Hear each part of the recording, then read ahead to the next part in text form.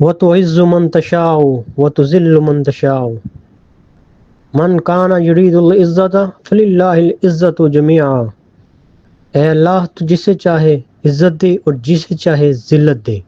جو شخص عزت کا طلبگار ہو اسے معلوم ہونا چاہیے کہ عزت ساری کی ساری اللہ ہی کی ہے۔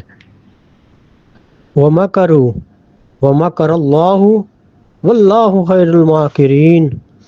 انہوں نے خفیہ سازش کی اور اللہ نے بھی خفیہ تدبیر کی، اور اللہ بہترین خفیہ تدبیر کرنے والوں میں سے ہے۔ وَمَن يَتَّقِ اللَّهَ يَجْعَلْ مُخْرَجًا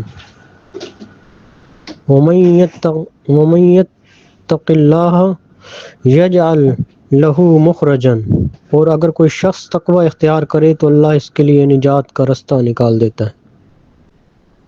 وَوَجَدَكَ ضَالًّا فَهَدَىٰ، اور اس نے تجھے راہ سے ناواقف پایا پھر تجھے رستے کی ہدایت دی۔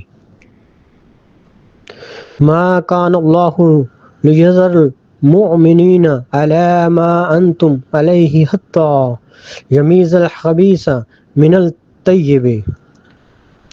اللہ تم ایمان والوں کو اس حال پر نہیں چھوڑے گا جس حال پر تم اب ہو، جب تک کہ وہ ناپاک کو پاک سے جدا نہ کر دے۔ ربنا ولا تحملنا ما لا طاقت لنا به، اے ہمارے رب ہم سے وہ بوجھ نہ اٹھا جس کی ہم میں طاقت نہیں۔ اللہ ولی الذین آمنوا یخرجہم من الظلمات الی النور، جو لوگ اللہ پر ایمان لاتے ہیں تو اللہ ان کا دوست بن جاتا ہے، وہ انہیں اندھیروں سے روشنی کی طرف لے جاتا ہے۔ والذین کفروا اولیاءہم الطاغوت یخرجہم من النور الی الظلمات، اور جو اللہ کا انکار کرتے ہیں سرکش ان کے دوست بن جاتے ہیں، وہ انہیں روشنیوں سے اندھیروں کی طرف لے جاتے ہیں۔